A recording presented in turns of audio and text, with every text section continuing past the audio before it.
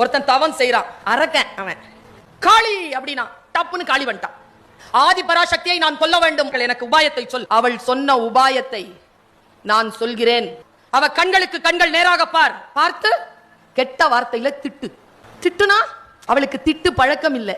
அவ அப்படியே பலம் இழப்பாள். அப்ப நீ என்ன வேணாலும் அவளை செய்யலான்ட்டு அவ போயிட்டான். இல்ல இந்த தலைமுடியெல்லாம் அப்படி விரிச்சுக்கிட்டு அம்மன் இறங்குற. அப்படி இறங்கின உடனே இவன் கரெக்டா ஆரம்பிச்சான் பாருங்க, நீ எல்லாம் ஒரு மனுஷி, நீ எல்லாம் ஒரு சாமி அப்படின்னு ஆரம்பிக்கிறான். அவளுக்கு என்னடா இது போர் புரியதானே வந்தா இவன் கெட்ட வார்த்தை சொல்றானேன்ட்டு புரியல அவளுக்கு. அவ அப்படியே வெலவெலத்து போய் இத்தினுண்டு ஆயிட்டாங்க. தெய்வாளை எடுத்துக்கிட்டு அவளை ஓங்கி அடிக்கிறதுக்கு வந்தான் பாருங்க, எங்க இருந்தோ வந்துட்டார் சிவபெருமான். சக்தி அப்படின்னாரு. அவ எழுந்திருச்சு நின்னுட்டா. நான் சொல்லுகிறேன் அடி, நீ பேரழகி, நீ நிர்வாகத்தில் சிறந்தவள், நீ ஆற்றலில் உயர்ந்தவள், நீ அறிவில் சிறந்தவள், எழுந்து போராடு அவனோட. உடனே எழுந்திருச்சு போராடி அப்பவே கொலை பண்றா. அன்றிலிருந்து அவளுக்கு துர்கான்னு பேரு.